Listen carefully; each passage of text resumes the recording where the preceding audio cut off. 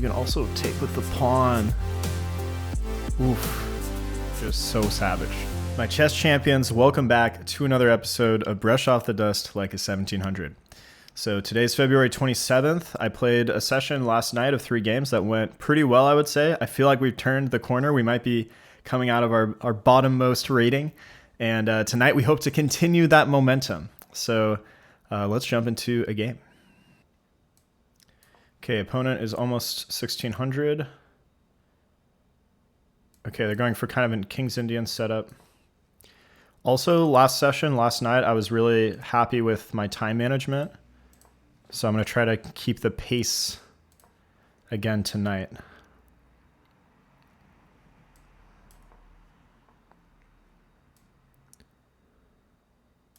My opponent's playing very quickly.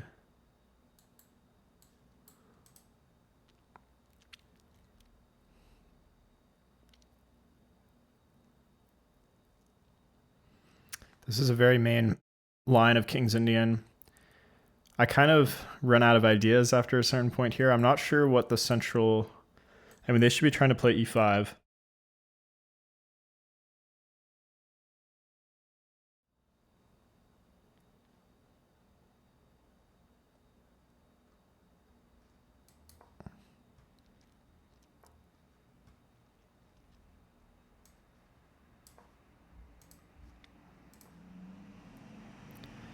I don't know what they're doing with their bishop.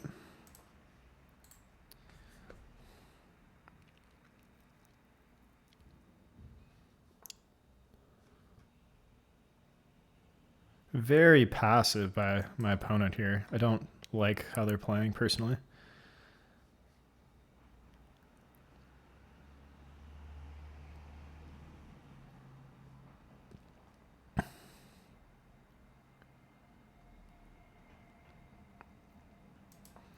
I'm not exactly sure how to punish it though. Maybe we...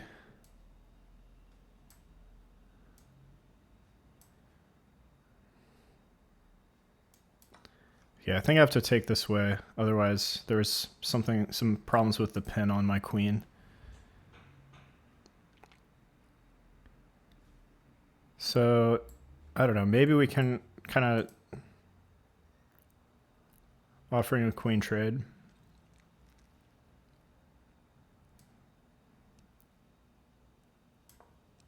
Yeah, let's jump in over here. I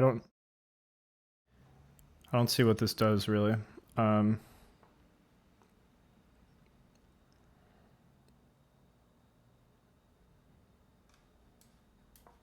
knights are getting kind of active, but this is my plan.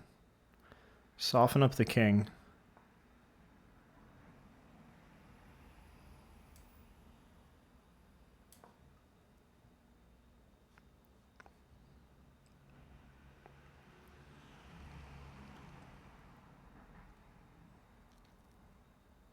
Okay, we're good on time. We both have 2 minutes.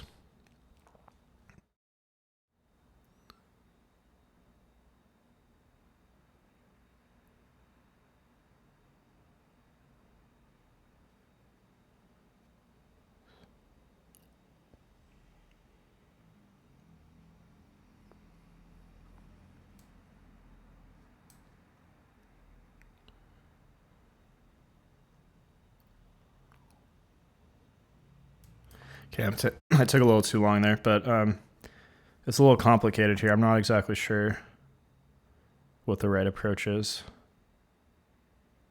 They should maybe actually take this knight. This knight's going to be very, good move by them. Well, I could also take this knight first.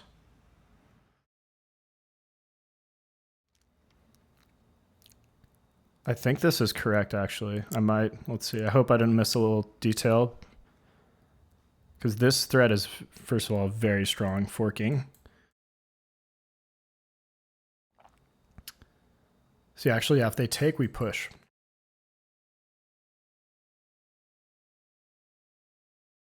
Right. We take. Ooh, I maybe should have thrown in this check first, actually.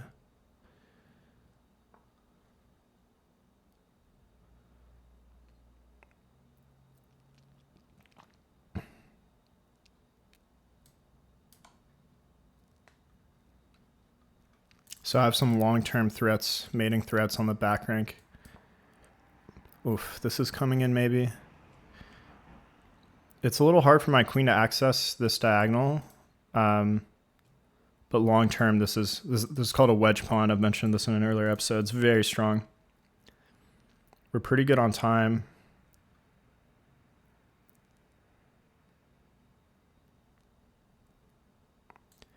This is free. I could check here.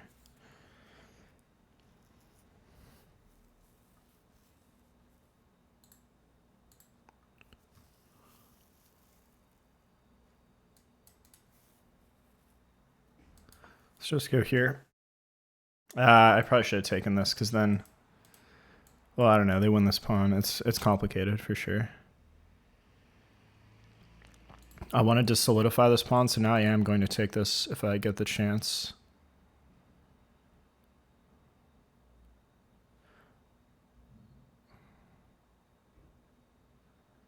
Maybe how can I improve my bishop? Okay, they're letting me take here. This bishop could also potentially come here at the right moment, but I need to make sure I don't lose my knight.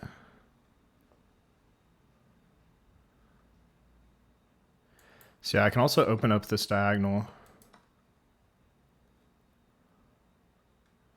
at the right moment, and then like my queen can come. Okay.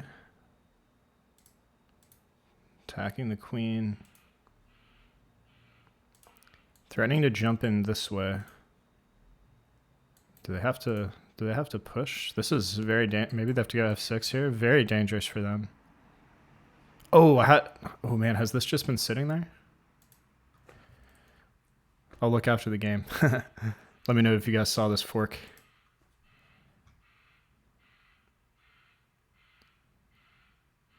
$20 seconds for them, 40 seconds for us. They stop the fork, but oh well, the knight defends. Oh god, okay. Oh no, I think we got yeah, we got him. All right, guys, there's a really nice finish to the end of this game. So why don't you pause the video, take a look, see if you can find it. It's white to play and win. And while you're at it, might as well drop a like on the video. So, all right, are you guys ready for the answer? Are you ready to see the glory that was the end of this game? Let's do it. No, we got, yeah, we got him. We got him. Check, check, knight blocks, mate. Actually, maybe I should have told you guys to pause the video first. So pause the video, see if you can find this checkmate. It's mate in 2. Ooh, and actually, okay, there's 2 ways to checkmate, guys. One is more savage than the other. Okay, so they have to block. You could take with the queen, that's a checkmate. You can also take with the pawn. Oof. Pawn checkmates are just so savage. So really nice finish to this game. That was a good one.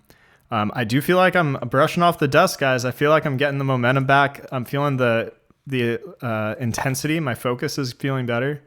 So let's take a quick look through this game. This is all very standard against King's Indian. So yeah, this though I really don't like by my opponent. I mean, they should be playing e5. And yeah, like this is just too I mean, you have all the, you know, you have 2 knights now defending this and the bishop. You should definitely be pushing e5.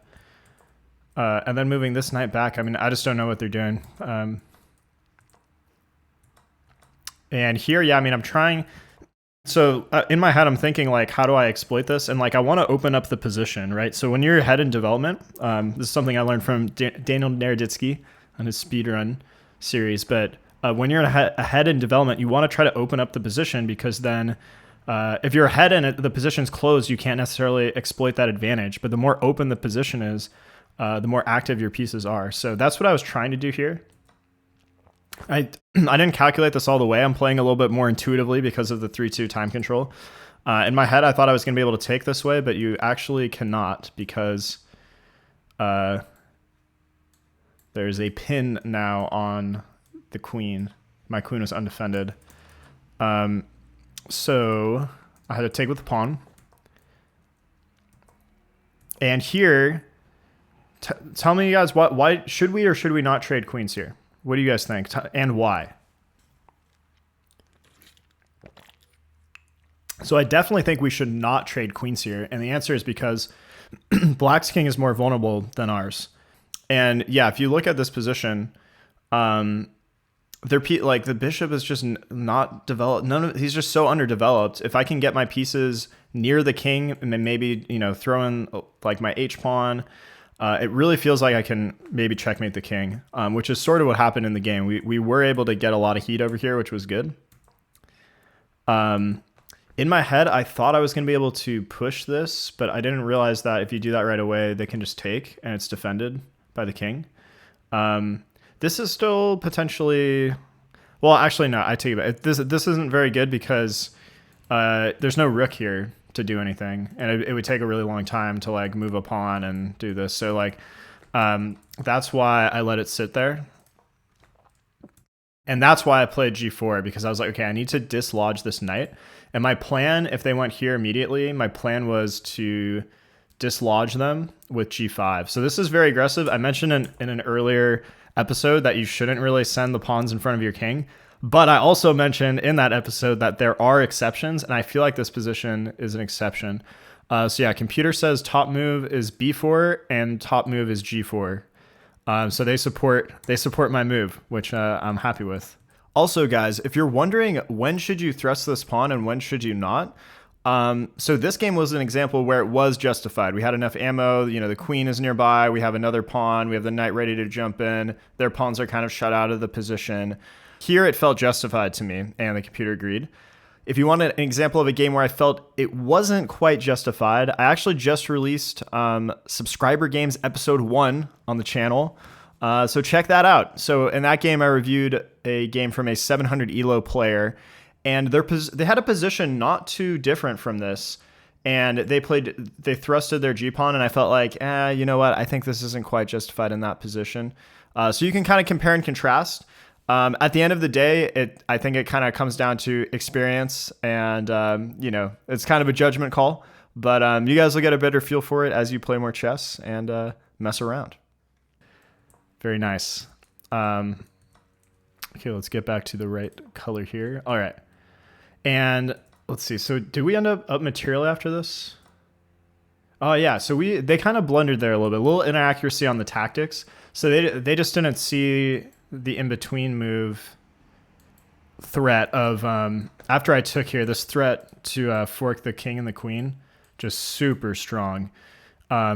So a little tactical mistake by my opponent, and that's happened to me. I've made that mistake in a few episodes of the series, and I think the lesson is either one, calculate all the way and like really make sure it's solid before you do something like that. Or two, I'm getting the thumbs up on my OBS again. Or two, solve the problem, right? So I presented a problem. I have a pawn attacking your knight. Just solve the problem. Although now that I'm looking at it, it is hard to find a square to put this. You can't go here. You can't go here. This is really your only square, and then I'm going to do this. But yeah, this is the top computer move. You could also go knight h4 and try to trade off.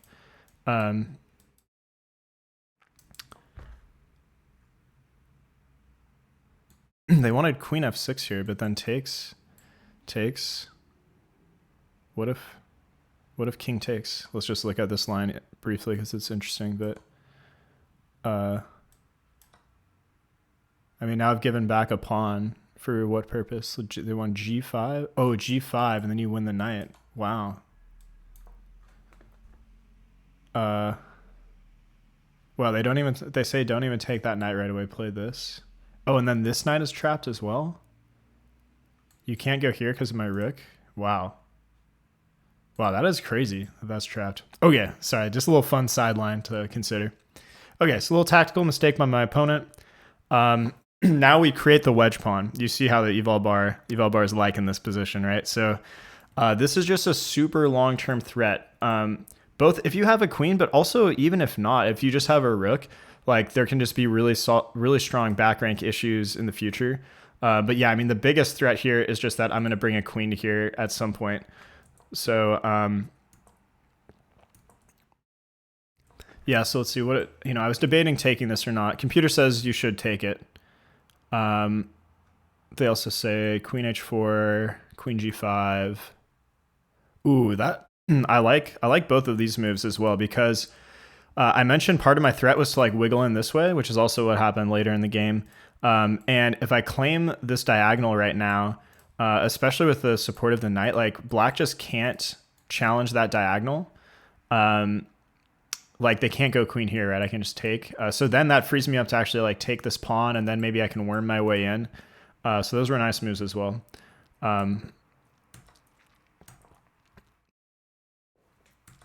Pause the video right here. What is the best move for white? The move that I missed in the game.